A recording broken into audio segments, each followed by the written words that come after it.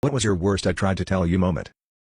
This is a terrible story that still makes me angry and heartbroken at the same time. As a physician, I'm compassionate, but also quite blunt. Sometimes patients are trying very hard to avoid facing a painful truth, so it's necessary to dispense with diplomacy in order to cut through denial. I had a patient with congestive heart failure. This caused her body to retain fluid, a lot of fluid.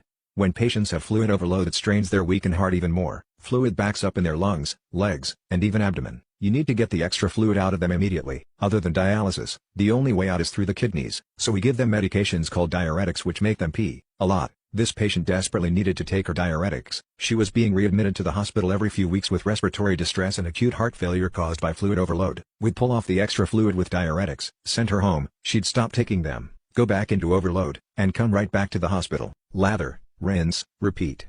As her provider, it didn't help that she always verbally abused us and the hospital staff. She constantly berated us for not fixing her, but refused to follow medical advice. One day in the hospital, I tried for the umpteenth time to explain why it was imperative that she take her medication after returning home. She kept yelling at me, outraged that we were giving her diuretics. According to her, this represented gross malpractice. She'd, quote, done her research, after all, and the internet said that diuretics could cause hearing loss. How dare we intentionally poison her with them? We were all horrible people who maliciously wanted to destroy her hearing just so we could profit from Big Pharma. As patiently as I could, I acknowledged that yes, hearing damage was a possible, very rare adverse effect with extremely high doses, nowhere near what she was taking. She continued screaming at me that there was no way she was going to take these meds. I was getting rich by poisoning her, blah blah blah. I finally cracked.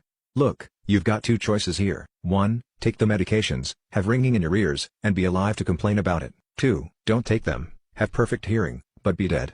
I can't make it any simpler.